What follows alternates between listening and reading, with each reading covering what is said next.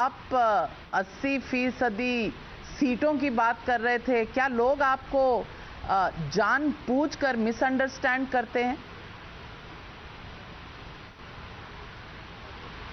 देखिए, उनके पास कोई एजेंडा नहीं, वे अपनी बात कहेंगे और मेरे पास जो तथ्य हैं मैं उसके आधार पर, उन तर्कों के आधार पर अपनी बात को रखूंगा। विकास और लोक कल्याण का जितना कार्य भारतीय जनता पार्टी की डबल इंजन सरकार ने किया है, इससे पहले कभी नहीं हुआ था। और मैं फिर इस बात को कह सकता हूं कि अगर आप इंफ्रास्ट्रक्चर डेवलपमेंट की बात देखें, गोरखपुर का खाद कारखाना लोगों ने उम्मीद छोड़ दी थी, 1990 में बंद हो गया था। आज एक खाद कारखाना प्रधानमंत्री जी के कर कमलों से फिर से प्रारंभ हो चुका है।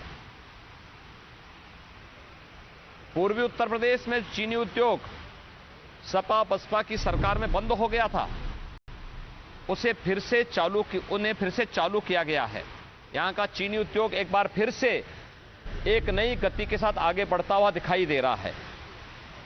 यही नहीं, आपने देखा होगा कि पूर्वी उत्तर प्रदेश में आज इंफ्रास्ट्रक्चर डेवलपमेंट के जो कार्य हो रहे हैं, पूर्वांचल एक्सप्रेसवे हो, देश का नंबर 1 वाटरवे नंबर 1 हल्दिया से वाराणसी के बीच का कार्य हो, या फिर हाईवे का एक अच्छा संजाल बिछाने का कार्यक्रम हो, ये सभी पूरी प्रभावी ढंग से लागू हुए हैं।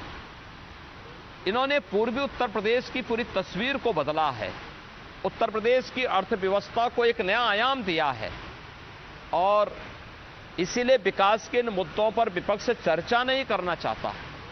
मेडिकल इंफ्रास्ट्रक्चर का आप देखेंगे, पहले 2 संस्था थे पूर्वी उत्तर प्रदेश में, एक गोरखपुर में बीआरडी मेडिकल कॉलेज और वाराणसी में बीएचयू।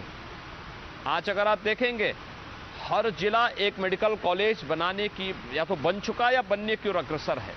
ये चीजें बताती हैं कि भारतीय जनता पार्टी की सरकार में विकास हुआ है। आजमगढ़ में महाराज सुहेलदेव के नाम पे विश्वविद्यालय बन रहा है। ये भारतीय जनता पार्टी सरकार की कार्यपद्धति को बताता है। गरीब कल्याणकारी योजनाओं के माध्यम से अगर आप देखेंगे, 43.5 लाख गरीबों को एक आवास मिलना, 2,61,00,000 गरीबों को शौचालय का लाभ मिलना, 1,21,000 गांवों में विद्युतीकरण के कार्य को पूरा करने के बाद 1,43,00,000 गरीबों को निःशुल्क विद्युत के कनेक्शन मिलना, 1,67,00,000 गरीबों को रसोई गैस के कनेक्शन मिल जाना। और यही नहीं, 15 करोड़ गरीबों को कोरोना कालखंड में महीने में 2 बार राशन की सुविधा उपलब्ध होना, प्रवासी और निवासी कामगार और श्रमिकों को स्किल मैपिंग के माध्यम से उन्हें रोजगार और उनकी जीविका को बचाने का कार्य होना, ये सभी तो भारतीय जनता पार्टी की डबल इंजन सरकार में हुए हैं। तो स्वाभाविक रूप से विपक्ष के पास मुद्दा नहीं, इसलिए वह दूसरे मुद्दों पर चर्चा करती है। हमने विकास और सुशासन के मुद्दे पर चर्चा की है और इंफ्रास्ट्रक्चर डेवलपमेंट जो कहा वो करके दिखाया। फर्टिलाइजर कारखाना इसका उदाहरण है, पूर्वांचल एक्सप्रेसवे इसका उदाहरण है, एम्स गोरखपुर इसका उदाहरण है, एम्स जैसा संस्थान काशी में और कैंसर संस्थान वाराणसी में जी इसका उदाहरण है। इसलिए भारतीय जनता पार्टी जो कहती है इसको करके दिखाती है।